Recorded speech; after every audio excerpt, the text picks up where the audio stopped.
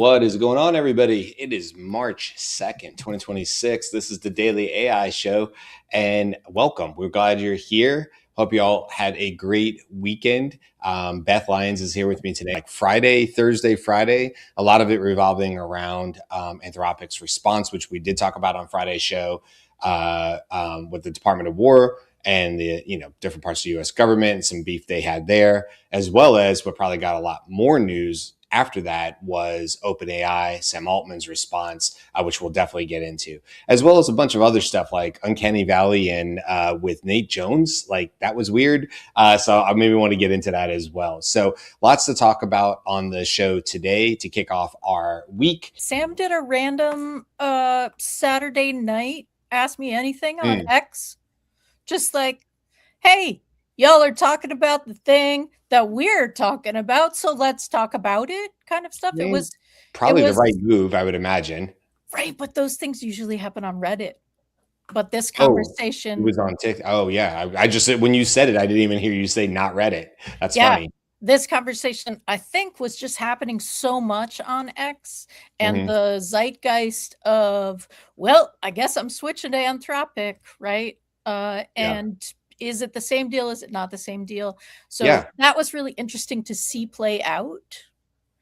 And I'll be honest with you. I don't know that I really have my finger on the pulse of where it did sort of net out. Here's what I know. Like there was a lot of people that were for their own reasons upset. And there was, you saw a little bit of that whole, what is it? Quit GPT. I can't remember what the term is there, but people were saying that they were going to leave, publicly posting on LinkedIn for whatever their intentions were, getting a couple clicks or likes or whatever, I don't know. But people, quick to say that they were done with ChatGPT, or I'm sorry, OpenAI, and they were switching all their accounts to this, that, or the other. Some were saying they were using Mistral, which I haven't heard come up but a little bit. I thought that was like one person was like, we're using Mistral. I'm like, there's a bold choice. Nothing wrong with Mistral, by the way. It could be a very, very good model. It just was odd to see it come out of nowhere, as well as some other ones on there as well. So hard to say. I mean, I'm going to ping this back to you, Beth. What I will say, just to kind of tee this up, is 10 p.m. on February, I guess my time, 10 p.m. on February 27th, which let's see, that would be Friday, right? Thursday? 20. Nope, you're right. Thursday. Right? Friday. 27 was Friday. 27 was Friday. Wow. 28 days, half September, right? Or whatever it is. 30 days. Don't listen to me. So this is like 24 hours before I think he does the AMA, right? Based on what you just told me, because you said that was on Saturday, correct? Yeah. Yeah. So this is 24 hours before.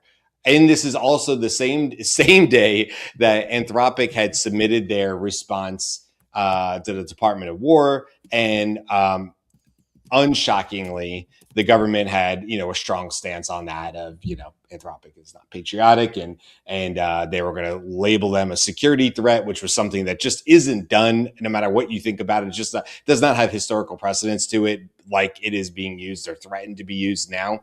So anyway, that was that. And then, so I'm not going to read the whole thing, but what I pulled out of this, and then what I'd be curious about if you do have any more information on the AMA, Beth, is he says, tonight we reached an agreement with the Department of War to deploy our models in their classified network. But what he says right after that is that two things that were absolute no-goes for us are the exact two things that Anthropic had that they said they wouldn't do, which was mass surveillance, domestic mass surveillance, and human responsibility for the use of force, including for autonomous weapon systems. This is what Dario said in there. In his post, he's like, we're not bending on that. We do not trust the AI to be good enough to have full autonomy over weapons. We don't believe that AI should be used for that. So to me, it was just odd because Sam calls out and says, hey, by the way, we have the same two restrictions. And the Department of War was totally on board with this. I'm like, were they? Because or did they just have beef with Dario? And that was that, right? That had nothing to do with what his concessions or Anthropic's concessions or otherwise. And I don't really have a dog in this fight, honestly. This is way above me.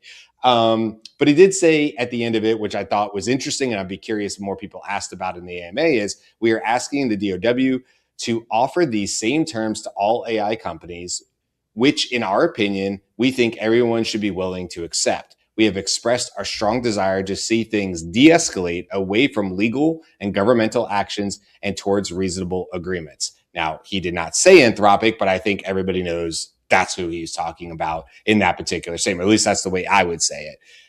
And so anyway, that's where I'll kick it over to you, Beth. What else do you know on this? Because I'll be honest with you, I don't really know how this netted out. Do you have any extra on this?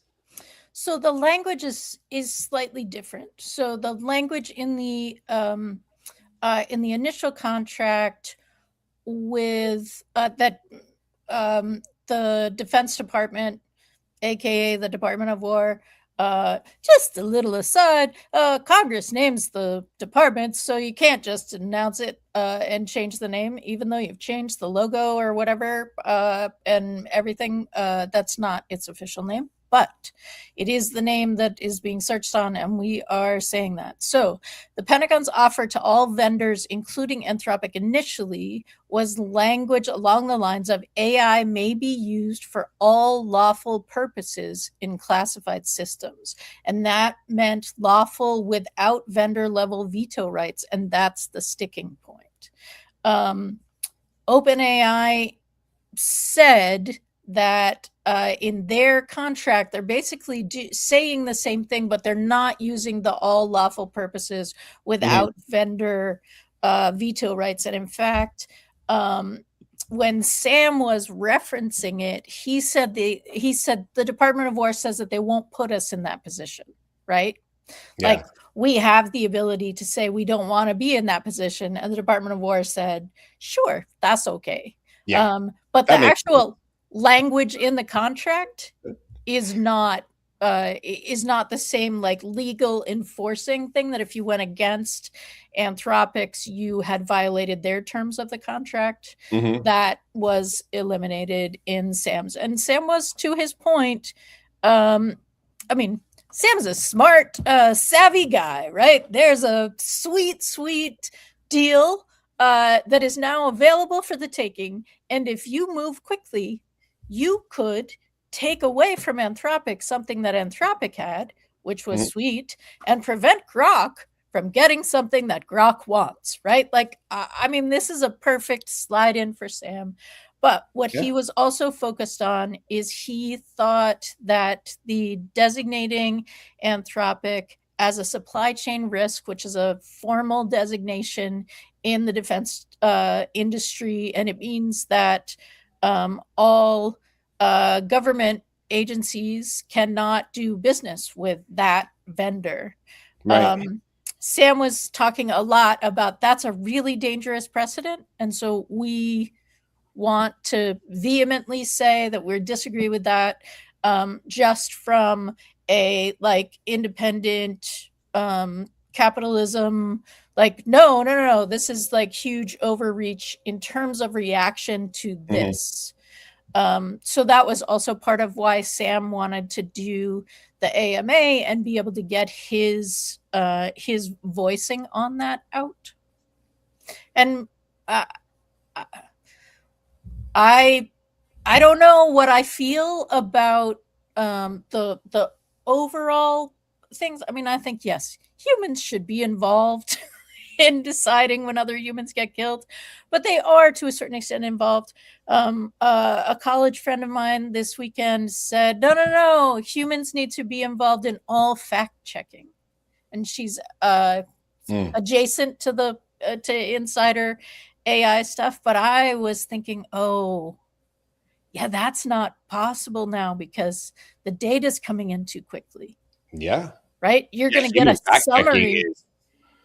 AI fact checking of other AI, yes. Right. That's about the best you could hope for is if you throw enough fact checkers against something AI or otherwise, the chances of it being erroneous or go down. You put more digital eyeballs on it, artificial eyeballs. And it doesn't even need to be AI. Like, it can be a coded specific thing, but then you lose the nuance. Right. Right. But I think we've already been in a situation where in times of like needing to make decisions on a dime, like spur of the moment. Obviously, they thought about. You can decide whether you think they thought long enough, but they thought about the decision to go and escalate this more than they didn't just do that on Saturday, but every response after that has to be made in a much faster time period. Mm-hmm. And therefore, you're talking about the amount of time that it takes to process data. Yeah. Well, I guess on the way I look at this is, let's look at it from the PR side of things. By the way, Karl just joined us. Welcome, Karl. We're just talking about the whole Sam Altman AMA on X, but also follow up to Twitter. Or, I'm sorry, to Anthropic and the Department of War and the whole thing. But what I was going to say is, from a PR standpoint, I've said this a couple times. Like, look, OpenAI is big enough that Sam Altman needs to have, PR responses or whatever. Weirdly, I'll go against myself and say like, well, it's very hard to have real-time PR that's spitting answers in an AMA. Maybe that was his point. Maybe I'm wrong, and that Sam still does largely answer as he wants to answer and doesn't really send things through any sort of spin zone or anything like that. I'm not sure. I don't know if people feel like, oh, well, Sam got on here and was willing to take the hits and answer the questions, okay, whatever the case is. Also, I will just say this is my perspective on this. I mean, I certainly can watch the news and read and, we can have a great discussion about it. I think people are sort of maybe blowing some of this out of proportion from the way I see it.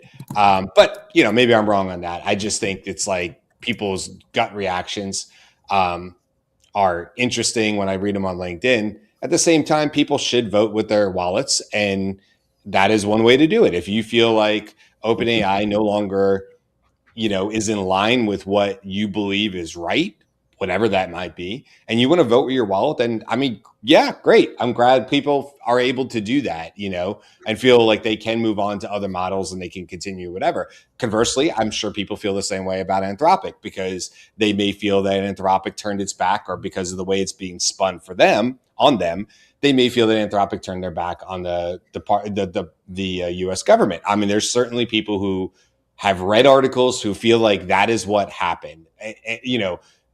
Anthropic wants to be anti-American. I am sure that's being fed through there. I don't believe that, but I'm sure there's a lot of places where that kind of, spin is out there. And so I'm sure people have decided not to be with Anthropic because of that reason. Vote with your wallets, I guess. Additionally, when this decision was made, there was a built-in 6-month grace period.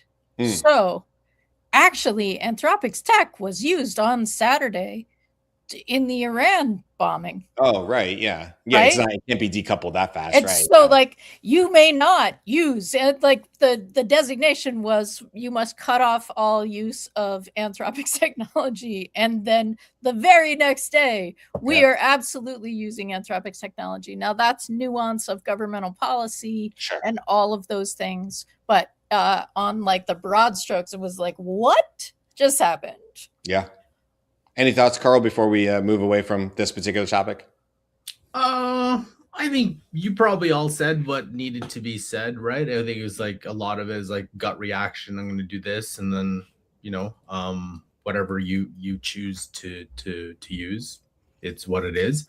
I think like I can empathize. I can definitely understand like where some people are coming from, where other people, and Beth, you said it great. I think Wall Street Journal put that article up where they were saying it's like, yeah, well, a lot of the, there wasn't this amount of outrage when Anthropic signed the deal in 2024 with the Department of War. I was like, they've been doing this for like a couple of years. So like, and my big point is, I think whether Anthropic does this, whether OpenAI does it, if OpenAI didn't do it, Google could do it. And then if Google doesn't do it, there's XAI that would do it. Meta would do it, right? It's not like, and then, for Sam to go out, do his AMA, take the hits, talk about it, their teams, aligned. do you think Elon Musk gives a crap about your thoughts and feelings about this? Does he care about your if you use X or not? No, he doesn't.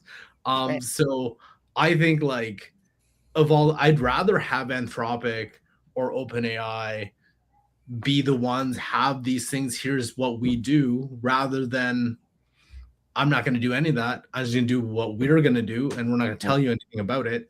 Right. Because just like, okay, sure. Because yeah, even if you're like, well, Google could have done it. Google is such a bigger company. I mean, Anthropic and OpenAI, you can make the argument that they're branching out into other things. They are AI companies, right? Like this is what they do. Google is so much more. Meta and X just have really different circumstances there. Yeah, you're right. Much harder to like probably figure out where the lines are for what you can and can't do with Google. It's not as simple as saying Gemini is now available to the department or something, I mean, what do I know? But all right. Well, I mean, if you guys do one more point on it. Yeah, go ahead. I want to clarify one other point and Karl afterwards. There was a movement associated with quit ChatGPT or quit OpenAI when the news came out that Greg Brockman was like the top investor or donator to something. And I don't know what he's donating to, but he's a big supporter of Trump. And so that had started already, and this capitalized on it because it already existed. And also Anthropic put out a very nice, like, hey, want to switch? Just give this prompt to your to ChatGPT and it can carry over all your memories, right? Like, so they set it up so that it was easy. Those two pieces. Yeah, it was cheeky. I think though, like we'll see. I'll I'm meeting with clients and stuff. I doubt from a regular sense this will be like, oh yeah, we're switching. No, I don't imagine any of that. Yeah, like I cannot imagine. Yeah, and I also think too, it's like, what's unfortunate is like the politicization, which was inevitable of AI, where it's like, hey, we're kind of forgetting the point here that there's a whole bunch of stuff that's happening. Like this is a big piece, like obviously with the war and so on. But like, use cases and some of it, I feel like when whatever new model comes out and whatever new thing comes out, it'll be like, oh, the articles will come out. It's like, GPT 5.3 or 4 just came out, and people are already doing this in 8 days. Here's 10 mind-blowing examples. Yes. It'll just go, and then we'll see it, and we're like, yeah, okay, no. Like it. Do you notice, like, if you step back a bit, the AI bubble is very fickle. So it's like it jumps so fast from one to another to another to another. It's literally a squirrel with ADHD. It's like it's just ADD. It's like go. We're gonna look at this. We're gonna look at this. I'm outraged with this, but not really. But I'm outraged, but not really. And it's like, it's so ridiculous how like it's like sometimes guys and gals and everybody, we gotta touch some grass. Like let's just get off X, get off LinkedIn. Let's get out because we're kind of feeding our own like weird kind of deal, and it's like you're right about that. Like do you guys know the he doesn't really, well, to my knowledge, he doesn't really write anymore, but do you guys remember the column Wait But Why by Tim Urban? Did you ever follow him? Anyway, amazing writer, right? But it had an amazing blog called Wait But Why. And he was famous for doing literal stickman sketches, right? Like I think he did them initially and then maybe somebody else, but he's sort of famous for that. He'd be like, this is what's going on. And it would literally be stick figures, right? But his writing was amazing. He eventually wrote a book. Anyway, when I think about how he used to explain things in his blog, he would often talk about, sometimes, if you're in it, your hill can feel very steep, But if you extrapolate out to, in my case, almost 5 decades at this point, then that hill is a really small bump on, in other words, upwards to the right trajectory, right? That's the point of it, right? So I think about that when you say that, Karl, because we look at this. We have a show about it, right? But we look at AI and we do focus on the micro scale. We're ants crawling over rocks, and so every rock feels like a bit of a work, right? And it goes up and down and up and down, and it feels very bumpy and very choppy and stuff. But you're right. Most of the people we're dealing with are, human size, right? And so like they're not feeling the bumps in the road. They're putting their feet on grass and be like, yeah, okay, that is going on. That heard.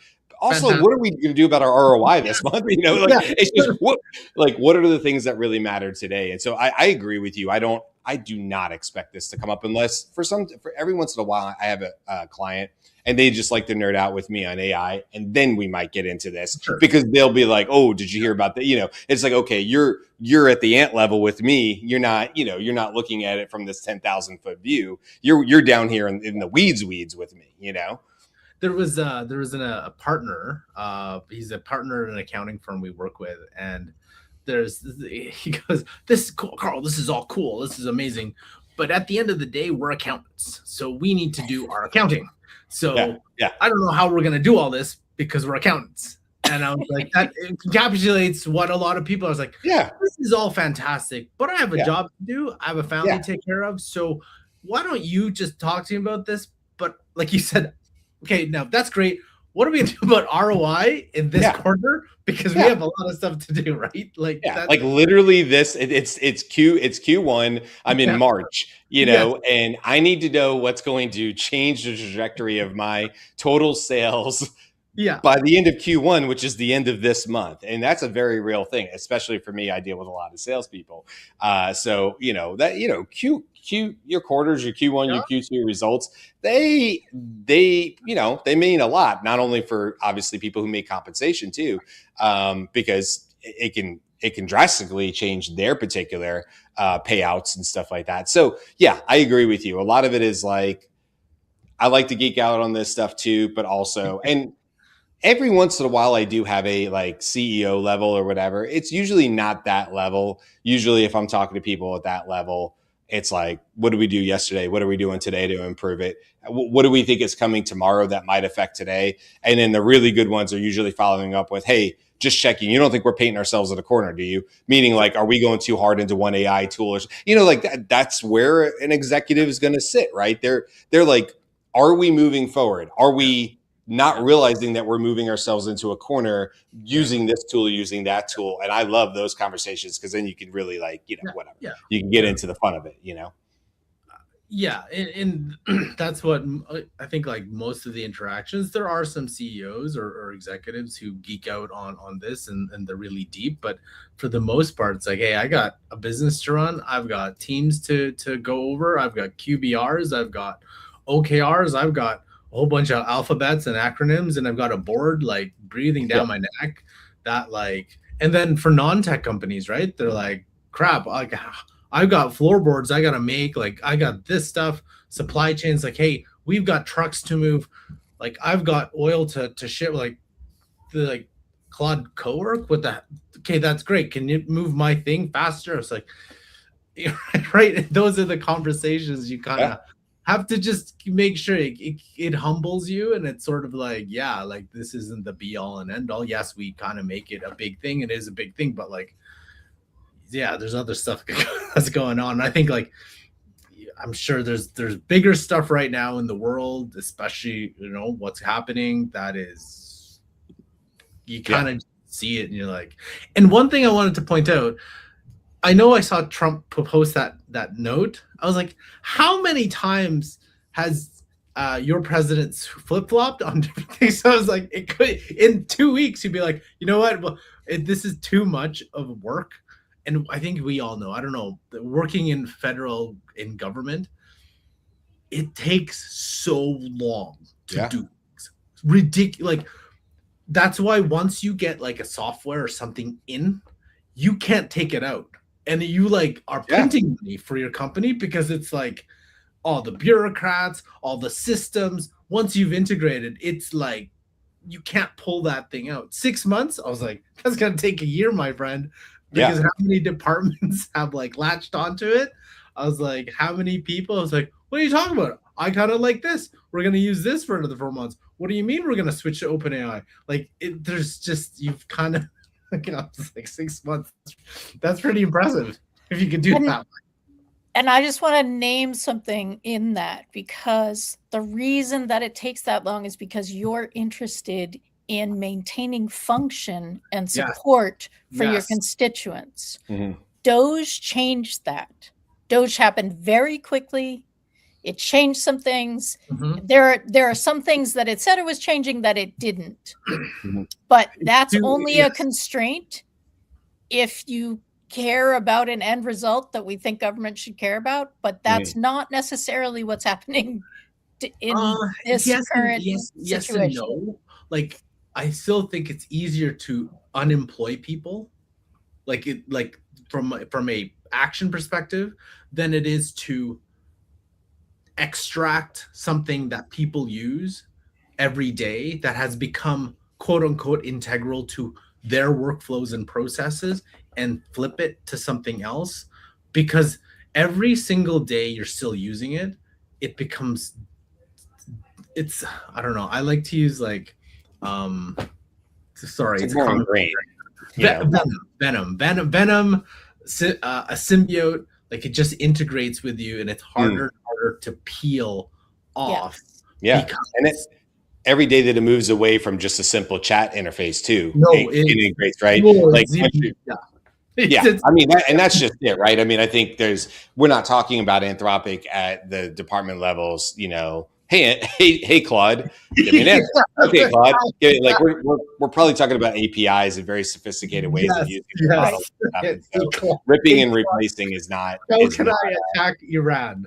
Please don't. Like, the joke's all there with Pete Heggs. Goes, can you lay out a 10-person strategy on how to? It's like, hi Pete, how are you doing? Like, here's a list of 10 things. I was like, oh my god. He wasn't available for the press conference this weekend, but apparently he is giving a press conference today, and it may already be happening. So, well, we'll keep following up on this. I mean, we talked about this for about, sort of this and other topics for like 30 minutes. I do want to say one last thing on that. That's just, Karl, to your point about like, it's hard to move things in government. And Beth, you have lived for a while right around government, big government where you are as well. Decades. I will tell you my experience of how I know this to be true is when I was over in Iraq, yes, doing contract firefighting, but I was there as a contractor on a base, right? So for the majority of the time I was there, I was on the Victory Base Complex, which was a massive base complex that had smaller bases, Stryker, and so integrated with it, right in and around the Baghdad airport. So in fact, the Baghdad airport was on the base. Let's put it that way. Anyway, here's my answer to that. Here's how I know things are so overly complicated when it comes to ingrained in government. To get a new ream of paper for your printer, like if you just wanted a new box of printer paper, was an act of Congress. It was insane the amount of steps you had to go through. And you think, man, if they would just give this much detail to, I don't know, education or like literally anything else, whoever designed this insane system for how I get, requisited and I'm allowed to, but I had to show proof that we were out of paper and that like we weren't just hoarding this stuff, because that was a problem, whatever. Anyway, I could tell you story upon story about office chairs. Forget about it. Your office chair could fall on the floor with 3 legs. And maybe in 3 months we'll get you something to sit on. In the meantime, go sit on this stool because you're not getting a new office chair. We would go dumpster diving for office chairs and try to replace them ourselves. It was faster, anyway. That was an eye open. I think that for anybody who has never worked for government, of course, I was domestically here and I work for government locally, and that's very similar too. But holy moly, when it comes to for the government level, at least in the U.S., that is for everything. And that form needs to be signed by however many people. And good luck if you can get them all to sign it in whatever timeline you. It was a half a day. It was a half a day of walking around the base with a clipboard. That's not even a joke. It was a half a day. If you were lucky and they weren't out to lunch or on vacation, right? They were on off base or whatever vacation. Okay. Just wanted to bring that up because like I have like the craziest memories of trying to get stuff done or moved forward on that base over my 15 months. Okay. I do really want to bring this up. This is kind of a news story, but I think I want for all three of us to talk about it because I'm curious what y'all think. Okay, Nate Jones. All three of us have talked about. We all know Nate Jones. If you don't know Nate Jones, he does put out actually really good content on probably X, but I see him on TikTok. That's where I get along with him. And he has a really, or I see his stuff, and he also has a like paid for Substack. So I get his emails, but a lot of times his emails are just like setups to go to his paid stuff, which is fine. He's got a funnel. This video. And in fact, you can use it. You can see it if you're looking in the first comment right here, like Nate using that AI for content now. And then somebody else, is this an AI video? Somebody else says, yes. Uncanny Nate, AI Nate. And I do find this interesting because before I read the comments, I thought, I think this is an AI video. And I find that odd because that's not what Nate does. That's not his deal. So that's very strange. And I am, and it is him, by the way. This is his account. This is Nate B. Jones. So this is it's not like somebody put this up and was pretending to be him with his voice or something. So let me just play a little bit of it. I don't even think you can look at it, you can listen to it. Listening probably wouldn't do it, but if you guys, because you guys both know him, this doesn't have his natural pauses. And I think they do jump clips, which I feel like kind of messes with you a little bit. But anyway, let me just play just a little bit of this. Educational philosophy designed at best for a 20th century industrial economy. That economy is not going to exist when these kids get to adulthood. This is like the calculator moment, except it's for everything. Back in the 1970s, when electronic calculators became more affordable, the education establishment panicked. Calculators in classrooms were considered cheating, full stop. They would destroy children. Okay. All right. If you look at his eyes, he doesn't blink. That's what people were calling out of like, it's in the eyes. There's something uncanny about this. He's farther away from the camera than he typically is. We could just every workforce. This is a normal video. I would say this is not AI. Than AI. I got to be honest with you. No, if you're looking at reading books, I could read. Just different, right? He's looking down through his glasses. I don't know. What do you guys think? Would you say that first video is AI? My response to the first video is that it's I don't know that it's AI, but he's using like look at the camera thing, right? Because when Nate, where your eyes don't move away from it, yeah, right. When Nate does videos, he's got something like right up there that he sort of just slightly looks at and then comes back to give the next point. But he may just be trying some different things. That's a more extreme jump cut, but he does. Like his videos, sometimes I have a hard time listening to his videos on like 2x or 1.5x because there's no breath sounds, and because the breath sounds are edited out. Yeah. Right. And then when that goes faster, it really sounds like somebody's doing this and never talking, never breathing, and I'm just like, okay. I know. That actually gives me anxiety, by the way. But I could feel my heart, in my chest. So I can't really. Some people I can listen because they're painfully slow, and so 2x works. But I've actually done that less. It's funny you mentioned that because so many people edit out all the breaths, all the sounds. I don't like that. We don't do that on this show. I don't want to do that on this show. I think you need to hear the spaces and the breaths, and you need to hear us all go silent, and then it'd be like 3 beats, and then Karl go, yeah, I mean, I think it's this. I don't want to take out that 3 seconds. That's us all trying to think about what the answer is. That's important too. Like the silence is important to the conversation. We also do a live show. He's doing curated content. I get it.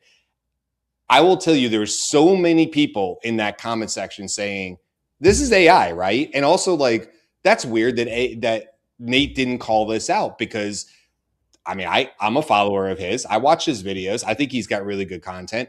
I don't even know that I would care necessarily that he was like, hey, trying something new with some AI, if that was the case. But I think personally, I'm kind of in the camp of, I mean, yeah, dude, do it, but say you did it. Yeah.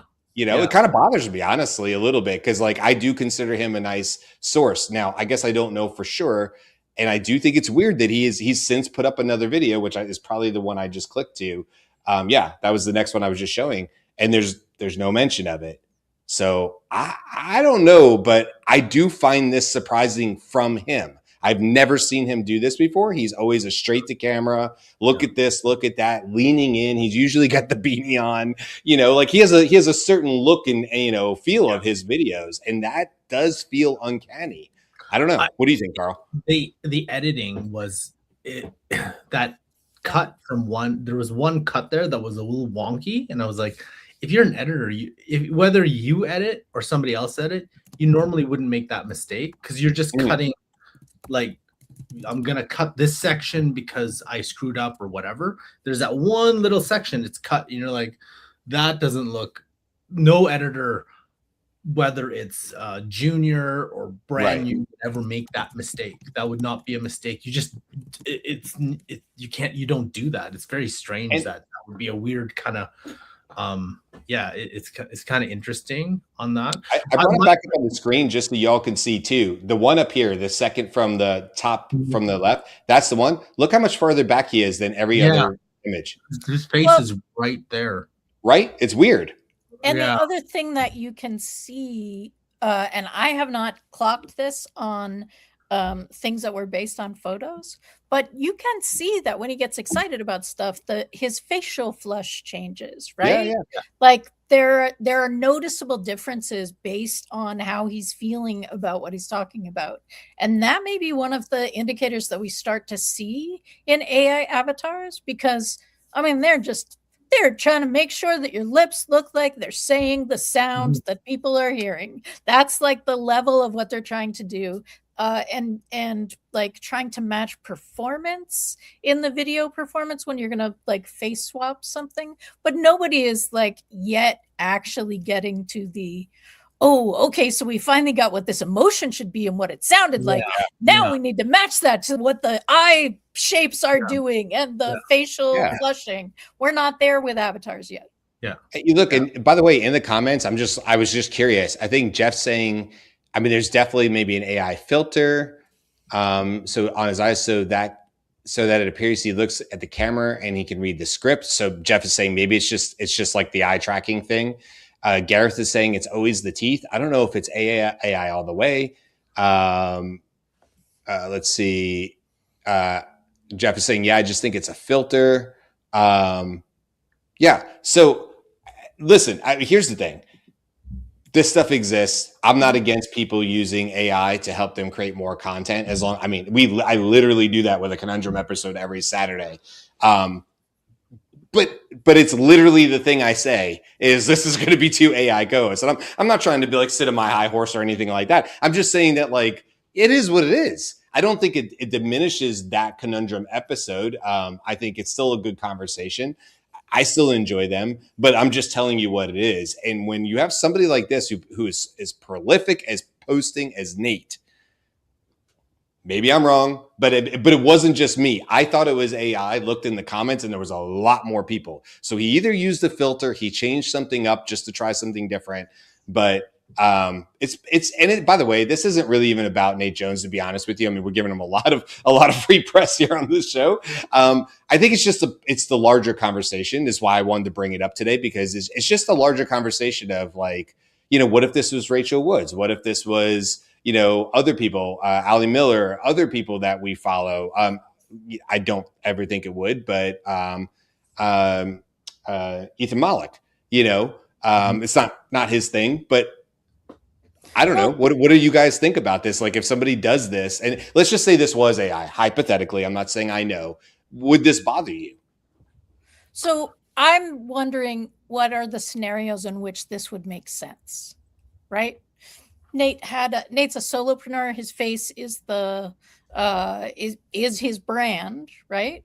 If Nate had a situation for any kinds of reasons, right? An accident, hospitalization, an emergency in whatever, what would you then turn to try to keep your schedule? Like those kinds of things make sense to me. And it would make sense to me that you wouldn't necessarily you wouldn't have ready, hey, I've thought of all contingencies, just like I have with AI, which, I mean, he's like absolutely the guy who's thinking about everything in terms of AI, but it's different to turn around and put that lens on yourself and think about why that situation would happen. He also does a crap ton of research. That would make sense that this was a research thing.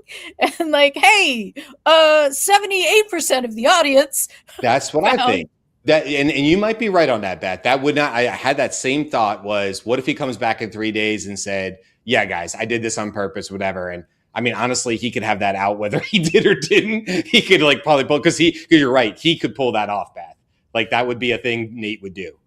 And what I said in the comments too is like, isn't the bigger conversation that we have us? I'll call all of us intelligent. I'll throw myself in there. We have intelligent people in the audience. And nobody is saying for sure they definitively know one way or the other. And isn't that really the bigger conversation? Is like, here's somebody who has a plethora of example footage of live footage.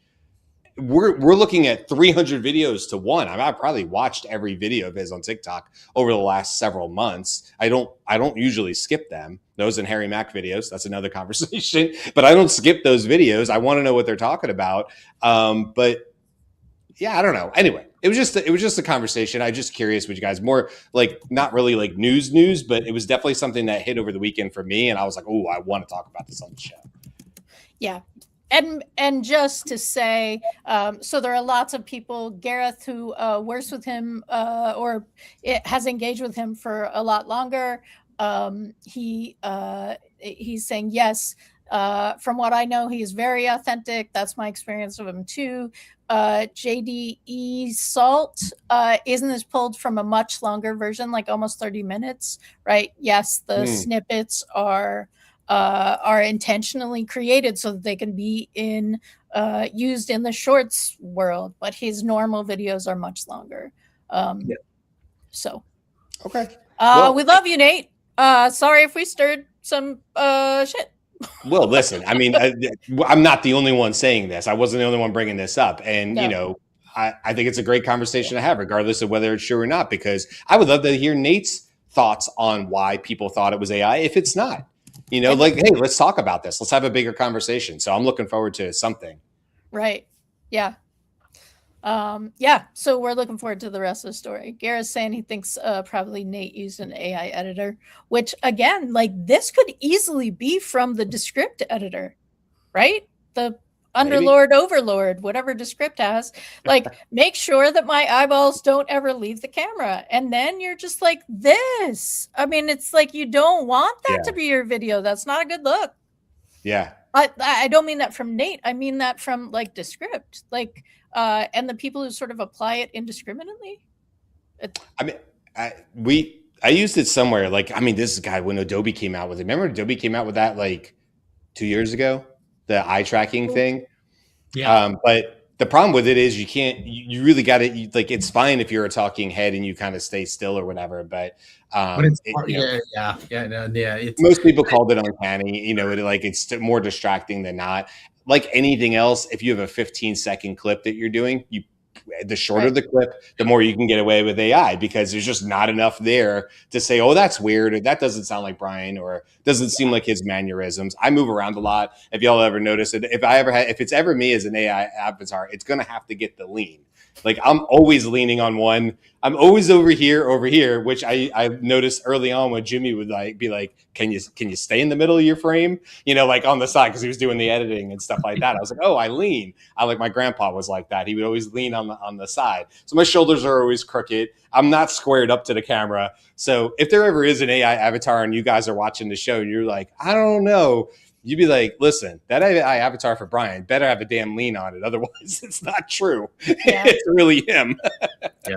So I just want to pull out one comment because I think it's a good thing for us to respond to. It's a new commenter, Discalot, saying this is an AI witch hunt. I don't understand why or for what purpose. So what if he did? I agree. So what if he did? But I mean, it's more the conversation I think about, like, it's not a witch hunt. I'm not trying to take down Nate. I'm as a fan of Nate, I wish Nate would have said that he did it. Maybe he will. That's it. Right.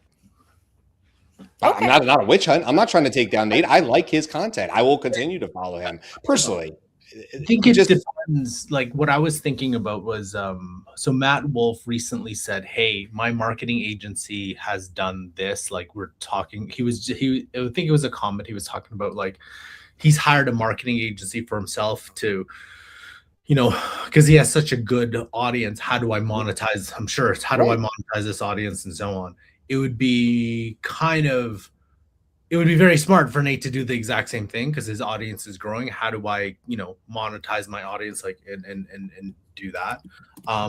So whether I think it starts becoming an issue if you're, and I don't think this is Nate, but like if your brand or how you portrayed yourself is authentic, is centered around authenticity, right? Yeah. Like you personally do it. Because if you don't, then it separates from you from what you were, you put yourself like this show. Literally, if we did that, I think people would have a right to, have an opinion about whether we, if we did it up front, that's one thing. But at any point, if we're interjecting AI into these conversations beyond the let me check really quick and come back with the answer, that kind of stuff, like a Google search. If we start using AI more for like heavier editing live or something comes out in the future, and I don't know what that might be or whatever, but there's an insert of, that's not all real. I mean, we're a live morning show 5 days a week. People should have an opinion about that if we decided to do that. So I don't know. That's kind of what I just feel like what you're kind of saying, Karl. Like we're a show built on authenticity. We say dumb shit and we say good stuff. Sometimes we say really, really, $1 million ideas, and there's a lot in between. That's the show, Yeah. Much longer conversation. I suspect that there will be follow-ups to this. I do expect that Nate will talk a little bit if he hasn't already. He has a really great chat section in his Substack, and he may have already addressed it there. I've not been able to go in. Jeff, assume I'm using AI if you see me on camera. And I think I get the witch hunt the thing, and we're really not trying to do that. We're really just trying to surface the story. And I'm not trying to witch hunt anybody. I'm not against people using AI. I'm not. Again, if it's quality content, it's quality content. I either got something out of it or I didn't. It's my choice. No, and it's relevant. Pika just released Pika AI selves. I do not know whether these are avatar likenesses or whether they're agentic something that you can put in a Pika self, but that's like something that's bubbling around X. And HeyGen keeps updating their stuff every couple weeks, couple months. There are more opportunities for this kind of thing to happen. And I think what we're responding to is the thing that you may not be thinking about that gets noticed, right? Jump cuts are not a thing because AI did them. Jump cuts are an editor choice, but a human editor may be paying a little bit more attention to what Karl was said. That's not something a human editor chose to put in that clip, right? In that transition. I probably have to jump, but like, do you want to keep going? Do y'all want to keep going and I can bounce, or we can start wrapping things up for the day and just pick up tomorrow with more of the news and things like that? I think it's been a good conversation though on, less topics, but more in depth on, on today's show. What's interesting is, I don't know, like I haven't seen outside of the stuff we talked about there. I haven't seen any like major topics that have come up since then, right? Or releases or anything. Oh, since like Friday? Yeah, or since outside of what we already talked about.